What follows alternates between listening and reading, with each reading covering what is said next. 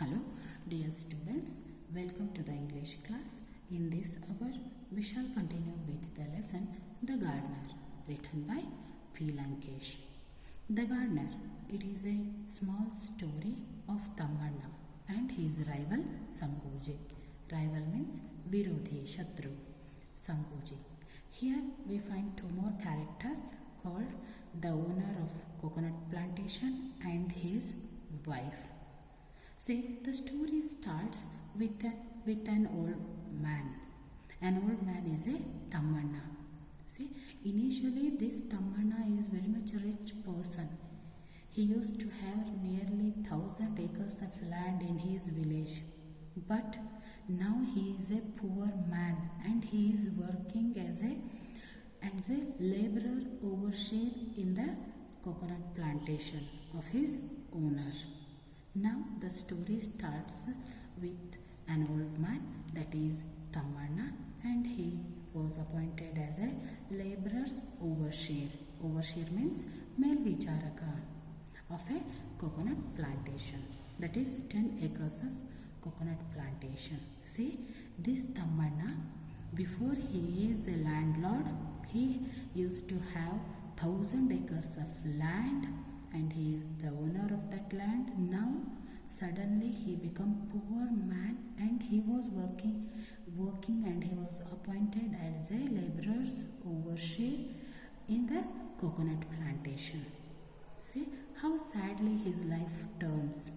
See, here in this story there is a moral, that is, if we maintain rivalry, enmity in our life, we are never going to have satisfaction, or we are never going to have anything, any achievements in our life. In that rivalry, our life is going to end up. This is the morality of this story. ಪ್ರಿಯ ವಿದ್ಯಾರ್ಥಿಗಳೇ, ಈ ಪಾಠದ ಮೂಲಕ ಕನ್ನಡದ ಒಂದು ಶ್ರೇಷ್ಠ ಬರಹಗಾರರಾಗಿರ್ತಕ್ಕಂತಹ P Lankesh ಅವರು ಯಾವ ರೀತಿ ಶತ್ರುತ್ವ ಮನೋಭಾವನೆ, ದ್ವೇಷ ಮನೋಭಾವನೆಗಳು ಮನುಷ್ಯನ ಜೀವನದಲ್ಲಿ ಅವನ ಅವನತ್ಯಕ್ಕೆ ಕಾರಣವಾಗ್ತಾವ ಅನ್ನೋದಕ್ಕೆ ಒಂದು ಉದಾಹರಣೆಯನ್ನಾಗಿ ಈ ಕಥೆಯನ್ನು ನಾವಿಲ್ಲಿ ನೋಡ್ತಾ ಇದ್ದೀವಿ. ಈ ಕಥೆಯ ಮುಖ್ಯ ಪಾತ್ರ the old man, is Tammanna. Tammanna ಅಂತಕ್ಕಂಥವರ ಜೀವನದಲ್ಲಿ ಈ ಶತ್ರುತ್ವ ಅಂತಕ್ಕಂಥದ್ದು, ದ್ವೇಷ ಮನೋಭಾವನೆ ಅಂತಕ್ಕಂಥದ್ದು ಯಾವ ರೀತಿ ಅವರ ಸಂಪೂರ್ಣ ವಿನಾಶಕ್ಕೆ ಕಾರಣವಾಗಿರೋದು ಅನ್ನೋದನ್ನು ಈ ಪಾಠದಲ್ಲಿ ಚಿತ್ರಿಸಿರ್ತಕ್ಕಂಥದ್ದು. ತಮ್ಮಣ್ಣ ಒಂದು ಕಾಲದಲ್ಲಿ ಸಾವಿರಾರು ಎಕರೆಗಳ ಒಡೆಯನಾಗಿದ್ದ.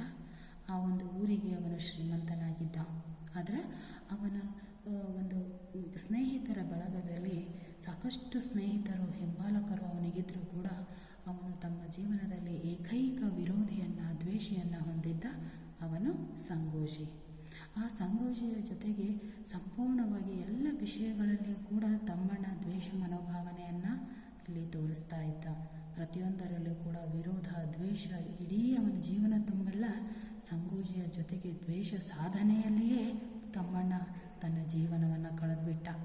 ತಾನು ವೃದ್ಧಾಪ್ಯವನ್ನು ತಲುಪುವವರೆಗೂ ಕೂಡ ಸದಾ ಸಂಗೋಜಿಯ ಜೊತೆಗೆ ವಿರೋಧವನ್ನು, ದ್ವೇಷವನ್ನು, ಪೈಪೋಟಿಯನ್ನು ಮಾಡ್ತಾನೆ ಬಂದ.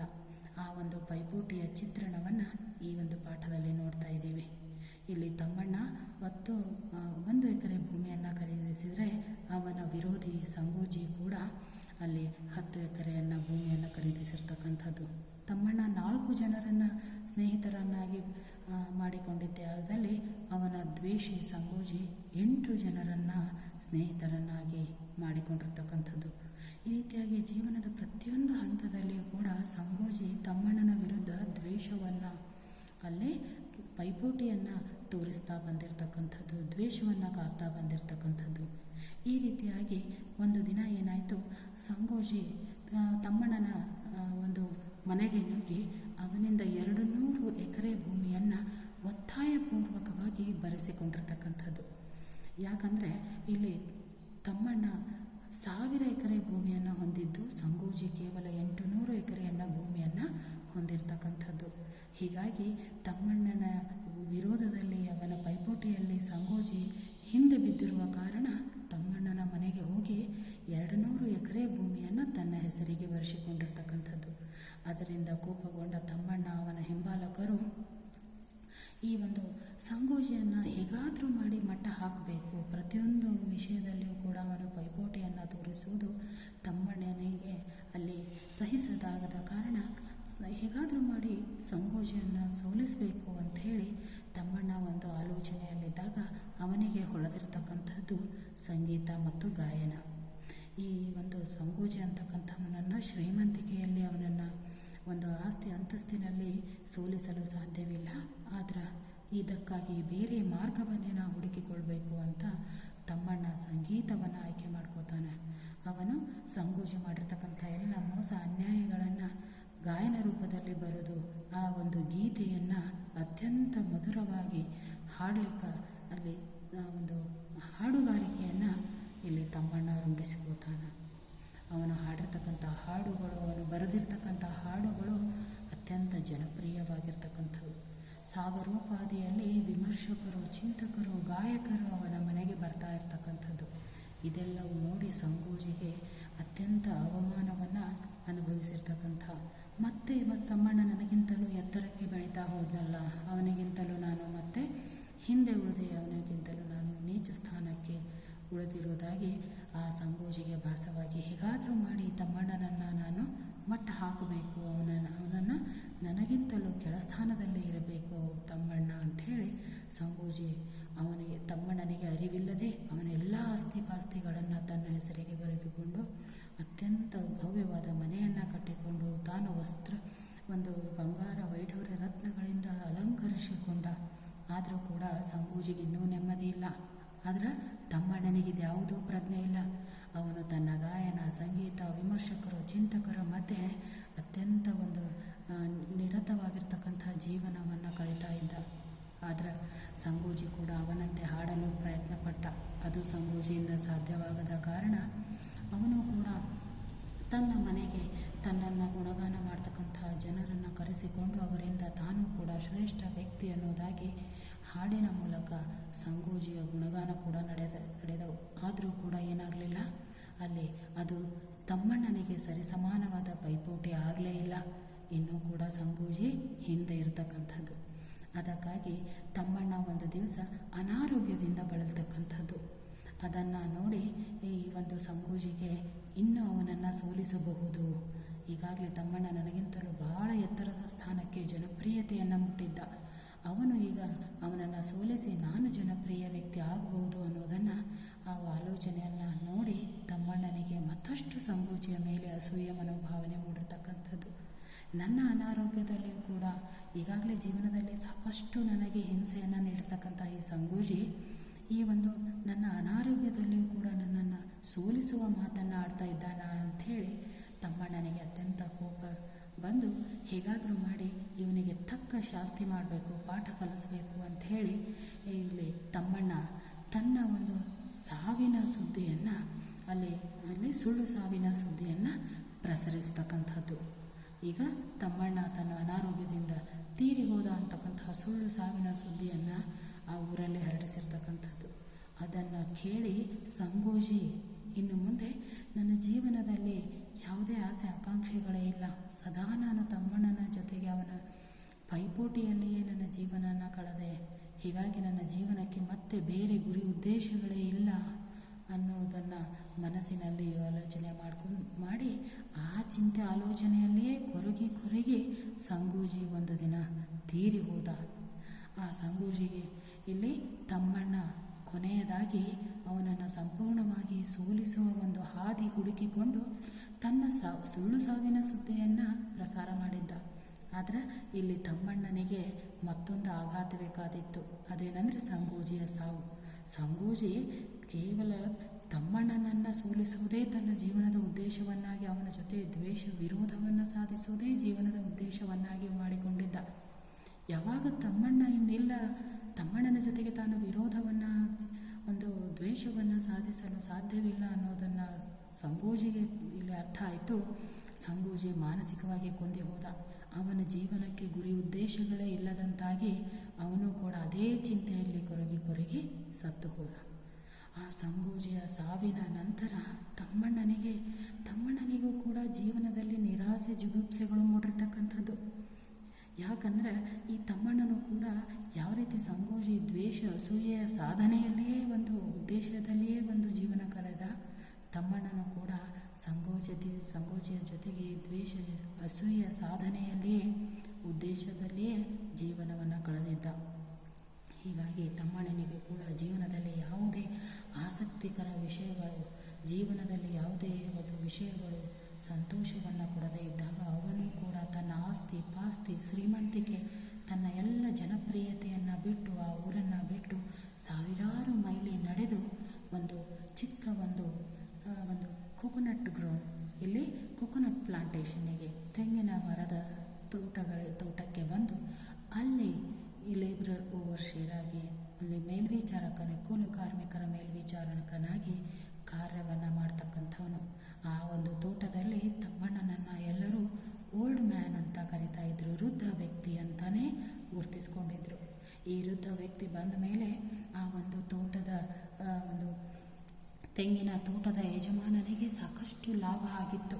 ಈ ಒಬ್ಬ ವೃದ್ಧ ವ್ಯಕ್ತಿ ಆ ತೆಂಗಿನ ತೋಟದ ಯಜಮಾನನಿಗೆ ಸಾಕಷ್ಟು ಲಾಭವನ್ನು ಮಾಡಿಕೊಟ್ಟಿದ್ದ. ಹೀಗಾಗಿ ದಿನದಿಂದ ದಿನಕ್ಕೆ ಆ 10 ಎಕರೆ ತೆಂಗಿನ ತೋಟದಲ್ಲಿ ಆ ಯಜಮಾನ ಸಾಕಷ್ಟು ಬೆಳೆಯನ್ನು ಬೆಳೆದು ಸಾಕಷ್ಟು ಲಾಭವನ್ನು ಪಡೆದುಕೊಂಡು ದಿನದಿಂದ ದಿನಕ್ಕೆ ಶ್ರೀಮಂತ ವ್ಯಕ್ತಿಯಾದ. ಈ ಒಬ್ಬ ವೃದ್ಧ ವ್ಯಕ್ತಿ ಬಂದ ಕಾರಣ ಅವನು ಶ್ರೀಮಂತ ವ್ಯಕ್ತಿಯಾದ. ಯಾವಾಗ ತೆಂಗಿನ ತೋಟದ ಯಜಮಾನ ಶ್ರೀಮಂತ ಆದ, ಮುಂದೆ ಅವನು ತೋಟದಲ್ಲಿ ಕೆಲಸ ಮಾಡುವುದನ್ನೇ ಮರೆತು ಬಿಟ್ಟ. ಹೀಗಾಗಿ ಊರಿನ ಕೆಟ್ಟ ಜನರ ಜೊತೆಗೆ ಸೇರಿ ಕೆಟ್ಟ ಹವ್ಯಾಸಗಳೆಲ್ಲವನ್ನು ಕಲಿತಿದ್ದ. ಅದರ ಜೊತೆಗೆ ವ್ಯಭಿಚಾರದಂತಹ ಕೆಟ್ಟ ಪ್ರವೃತ್ತಿಯನ್ನು ಕೂಡ ರೂಢಿಸಿಕೊಂಡಿದ್ದ. ಅದೆಲ್ಲವೂ ನೋಡಿ ತೆಂಗಿನ ತೋಟದ ಯಜಮಾನನ ಹೆಂಡತಿಗೆ ಅತ್ಯಂತ ಅಸಹನೀಯವಾಗಿರ್ತಕ್ಕಂತಹ ನಿರಾಸೆ, ಜೀವನದಲ್ಲಿ ಜಿಗುಪ್ಸೆಗಳು ಉಂಟಾಗಿರ್ತಕ್ಕಂಥದ್ದು. ಯಾಕಂದರೆ ಈ ಒಬ್ಬ ವೃದ್ಧ ವ್ಯಕ್ತಿ ಅವರ ತೋಟಕ್ಕೆ ಬಂದಿದ್ದು ಒಳ್ಳೆಯದು ಕೆಟ್ಟದ್ದು ಅನ್ನೋದು ಅವಳ ಆಲೋಚನೆ ಇತ್ತು. ವೃದ್ಧ ವ್ಯಕ್ತಿ ಬಂದ ಮೇಲೆ ಸಾಕಷ್ಟು ಲಾಭ ಪಡೆದು ಅವರು ಶ್ರೀಮಂತರಾಗಿರುವುದು ಸಂತೋಷದ ವಿಚಾರ. ಅದರ ಜೊತೆಗೆ ಇವನಿಂದ ಅವಳ ಗಂಡ ಕೆಟ್ಟ ಹವ್ಯಾಸಗಳನ್ನು ಬೆಳೆಸಿಕೊಂಡಿರುವುದು ದುಃಖಕರ ವಿಚಾರ. ಈ ಆಲೋಚನೆಯಲ್ಲಿ ಆ ಯಜಮಾನನ ಹೆಂಡತಿ ಕೂತಿರುವಾಗ ಒಂದು ದಿನ ಈ ವೃದ್ಧ ವ್ಯಕ್ತಿ ಅವಳ ಬಳಿಗೆ ಹೋಗಿ, ಜೀವನದಲ್ಲಿ ಪ್ರತಿಯೊಬ್ಬರಿಗೂ ಉದ್ದೇಶಗಳು ಇರ್ತಕ್ಕಂಥದ್ದು.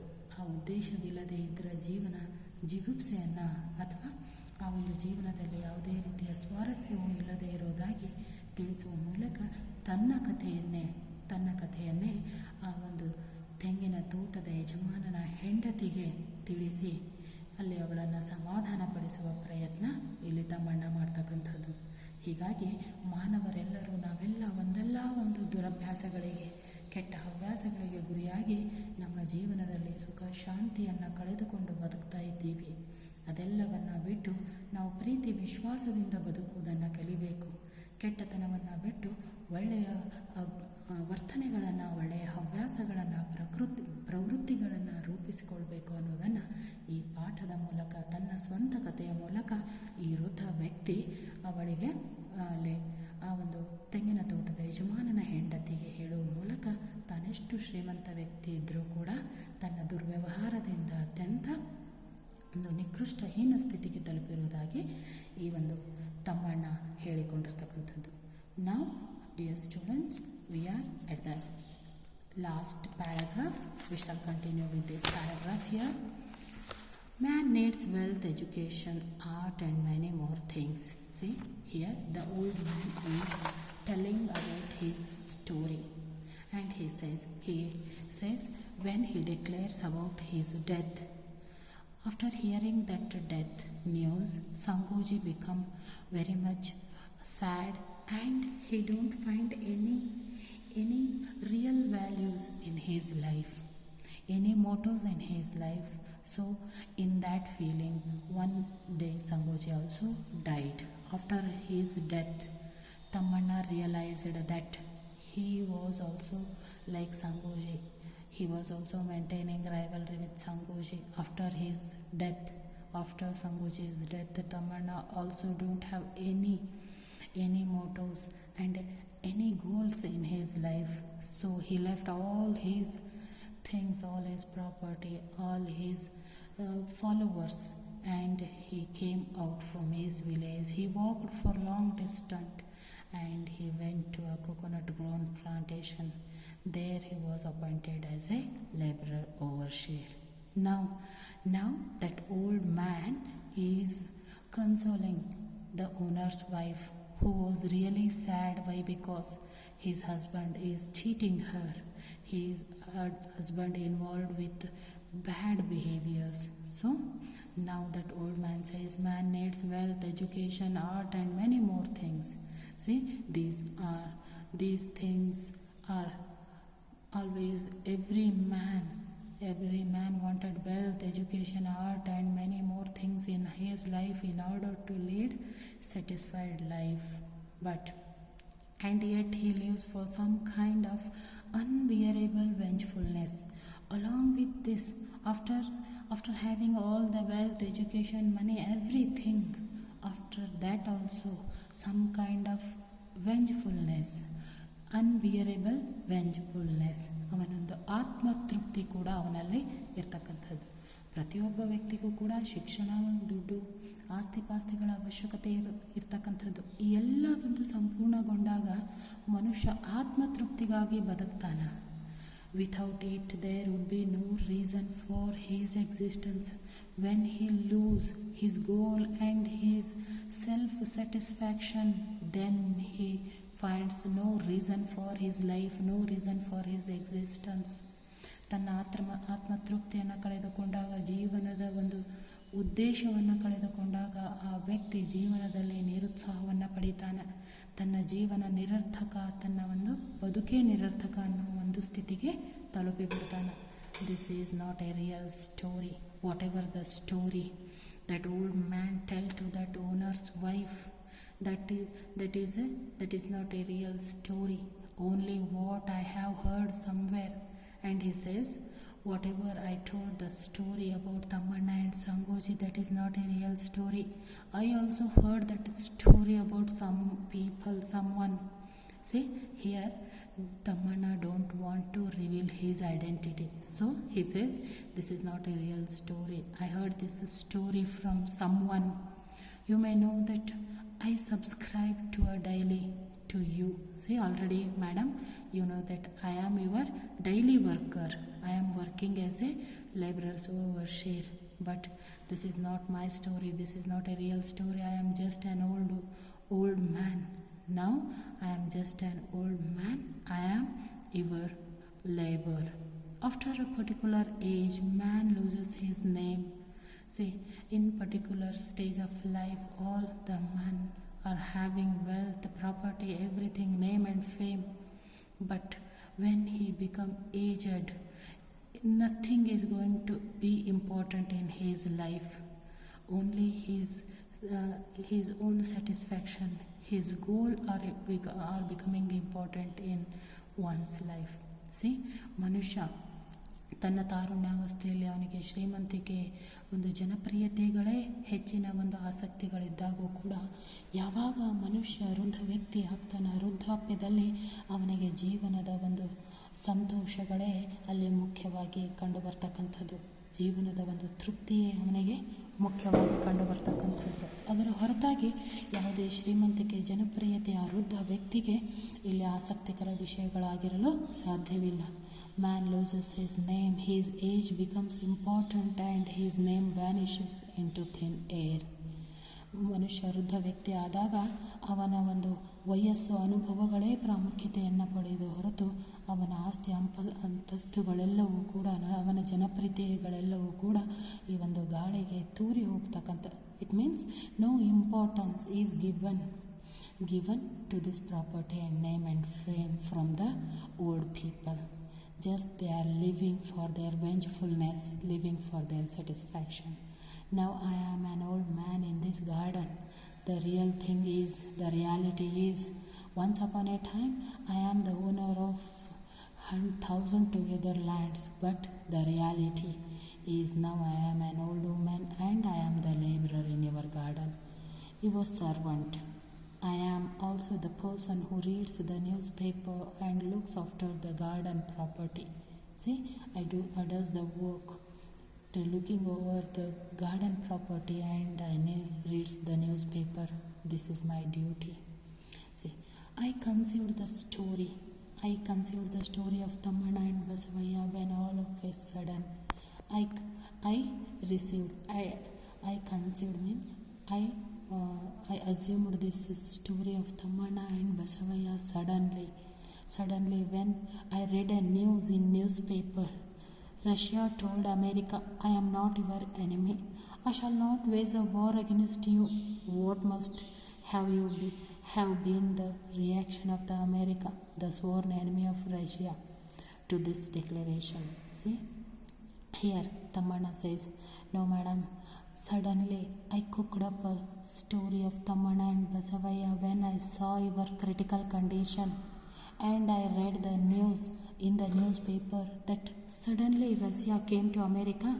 Russia was sworn enemy of America, and now that American enemy, sworn enemy, is telling, I am not your enemy. Now onwards we will be like a friends. By hearing this, see, both Russia and America spending their life, their main motto is to defeat each other. They are always thinking and planning to defeat each other. Now suddenly Russia came and said, I am not your enemy. Now onwards we will be like a friends. And what would be the reply by the America? See, probably, the old man says, probably you will not understand the agony and boredom of America.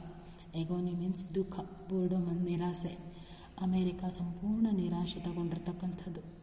ಇಲ್ಲಿವರೆಗೂ ರಷ್ಯಾದ ಜೊತೆಗೆ ದ್ವೇಷ ಸಾಧನೆಯಲ್ಲಿಯೇ ನಿರತವಾಗಿರ್ತಕ್ಕಂಥ America ಒಮ್ಮೆಂದೊಮ್ಮೆಲೆಗೆ Russia ನನ್ನ ದ್ವೇಷಿಯಲ್ಲ ಸ್ನೇಹಿತ ಅಂದಾಗ America ತನ್ನ ಜೀವನದ ಮುಖ್ಯ ಉದ್ದೇಶವನ್ನೇ ಕಳೆದುಕೊಂಡು ನಿರಾಶೆಯನ್ನು ಪಡೆದುಕೊಂಡಿರ್ತಕ್ಕಂಥದ್ದು. Once it knew Russia was no more an enemy, a nation is capable of withstanding strains like this, but a human being cannot. Somehow these countries can maintain, but human beings alone cannot bear such things, because already whole life they dedicated in order to maintain rivalry. Suddenly they are unable to stop that rivalry. They are unable to develop friendship with the enemy people. See, I suffered a similar fate here inside the old man, feeling that I also suffered. I also came along with this kind of situation. I thought my death alone could destroy Basavaya. See, so Tammana declared about his fake death. See, so he declared about his fake death because he thought that his death could destroy Basavaya. I gave up everything and started off.